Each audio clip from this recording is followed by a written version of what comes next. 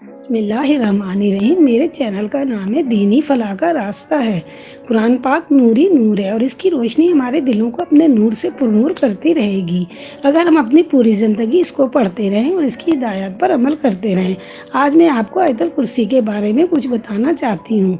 ये इर्शे अजीम का ख़जाना, ये हिफाजत का सार है। ये जब आप ये समझें कि हमारी हिफाजत कैसे होगी, उस वक्त आयतुल कुर्सी पढ़कर आप खुद पे दम करें या अपने घर वालों पे, तो ये ऐसा मजबूत असर होगी कि ये आपको नुकसान कोई भी आपको नुकसान नहीं आईने में पहुंचा जिंदगी की सकेगा। हर मुश्किल, और हर इसलिए परेशानी तो और हर कहते हैं कि तकलीफ सफर का शुरू करने हल से मिलता पहले है। आयतुल कुर्सी पढ़ लें। और कुरान पाक में आयतुल कुर्सी बुलंद दर्जे पर फाइज है। आयतुल कुर्सी हमारे नबी करीम सल्लल्लाहु अलैहि वसल्लम ने फरमाया कि जिस घर में आयतुल कुर्सी का विर्द किया जाता है, उस घर से शैतान और बलाएं और सहर व जादू दूर हो जाता है। गर्ज के कोई भी आपको नुकसान नहीं पहुंचा सकता।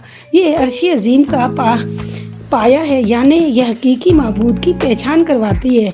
और हमें चाहिए कि इसका विर्द हमेशा करते रहें ताकि हम आफात व बलियात और शैतानी फितनों से महफूज रह सकें इंशाअल्लाह।